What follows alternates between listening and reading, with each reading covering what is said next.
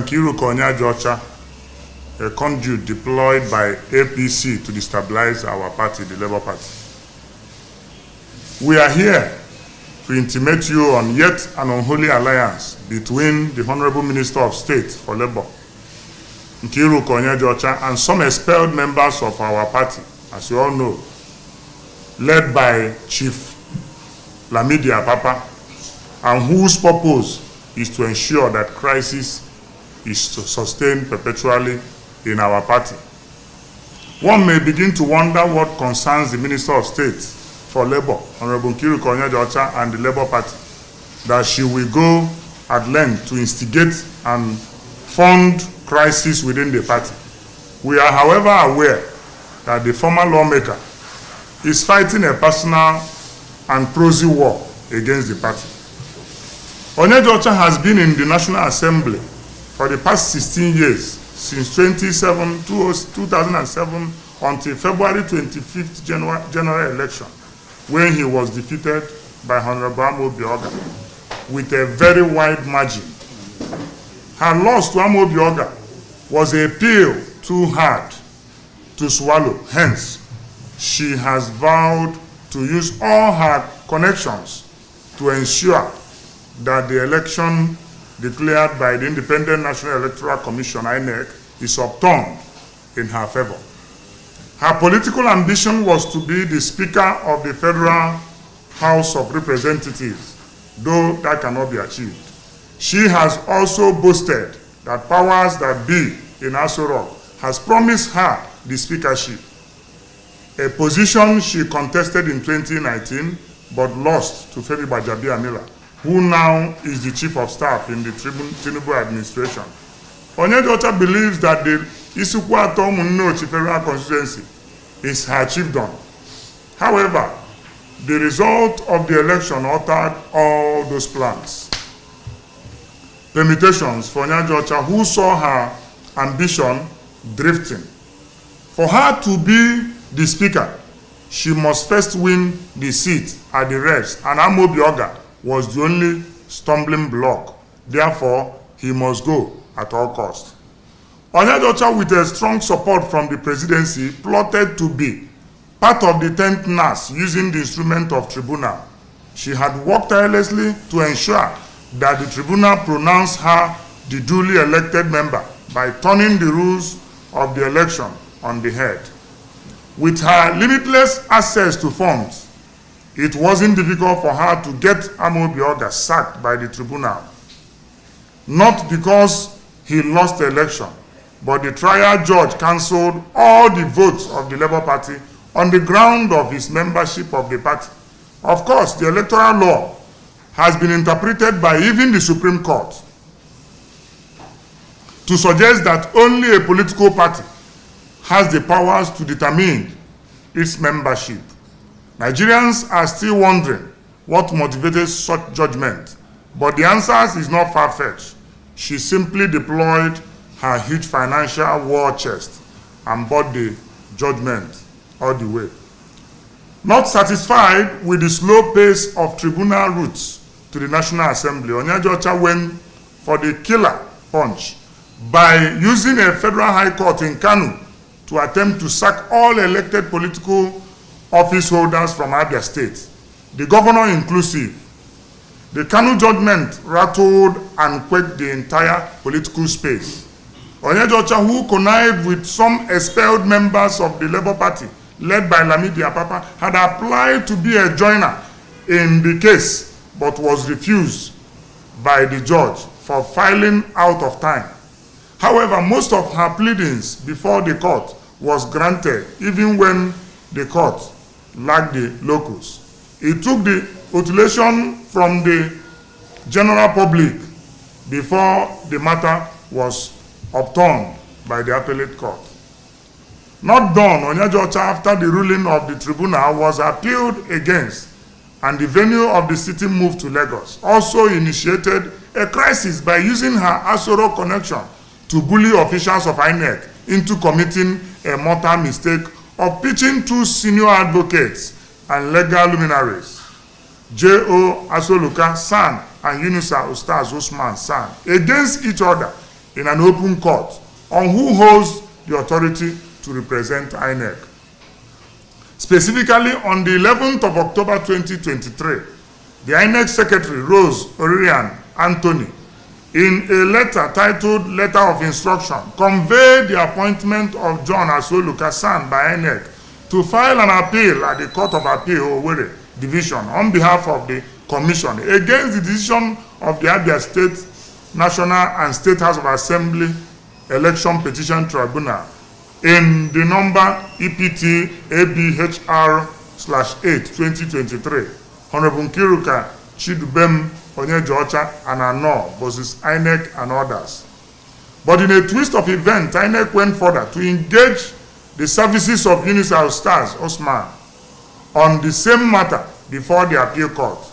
We sincerely believe that INEC was everything but independent, as the Commission acted helplessly and as a body being dictated to by unseen forces. However, Yunus Ustaz Usman San, on the 17th of October, in a letter to the Commission, wrote to withdraw his representation in the two appeals before the Court of Appeal on the ground that the Commission had already briefed another law firm to represent or defend it. However, on the following day, at the commencement of the matter before the appeal court, a lawyer from the firm of Unisa Ustaz Usman, unknown to the senior counsel, surfaced even when the Asoluka and his team were already seated to represent the INEC.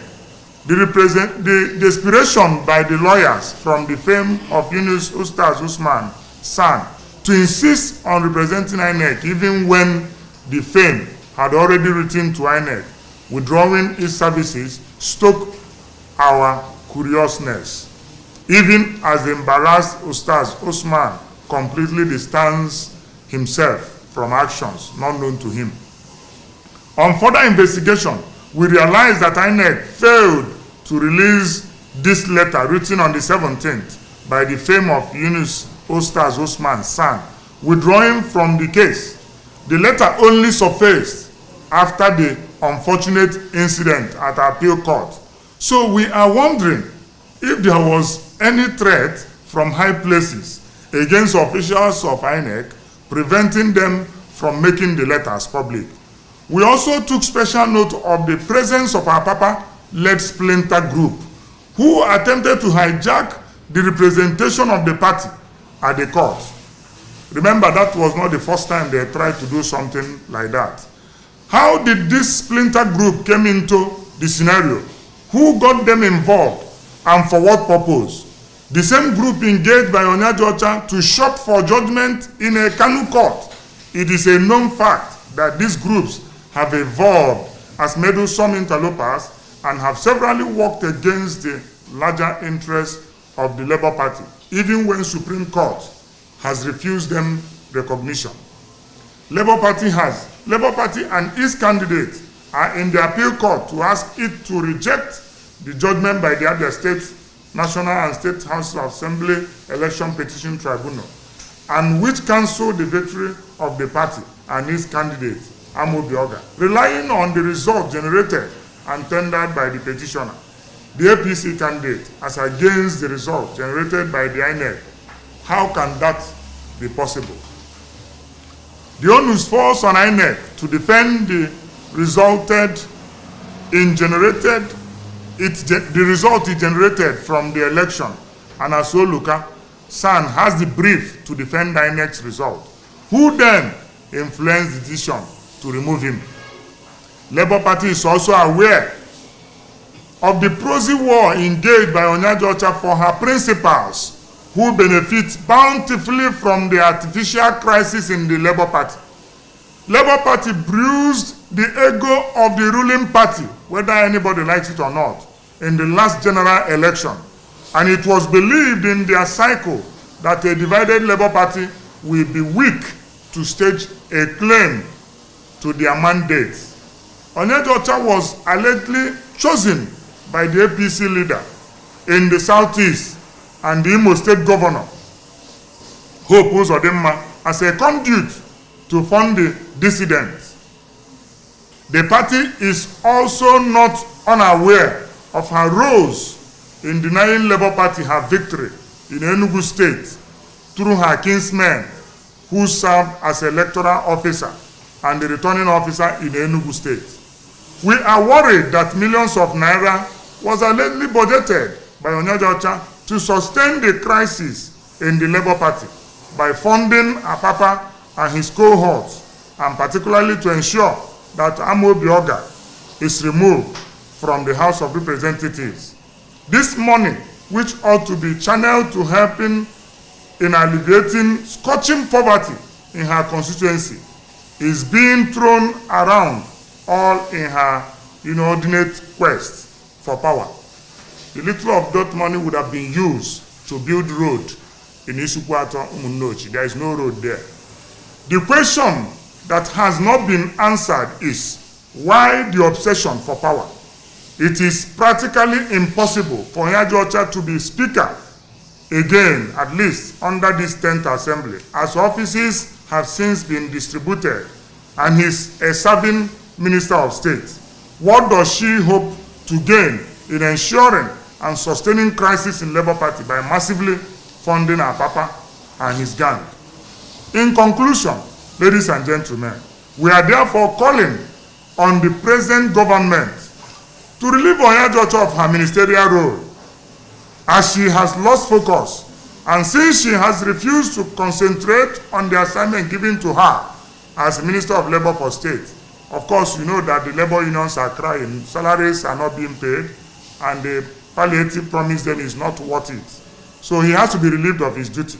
We also urge security agencies, including police, DSS, EFCC, and ICPC, to please invite Onyejocha for questioning over her role in funding insurrection in the Labour Party, bullying of INEC staffs, manipulating the judiciary, and also helping to stoke political crisis in Nigeria's best political party, the Labour Party of Nigeria.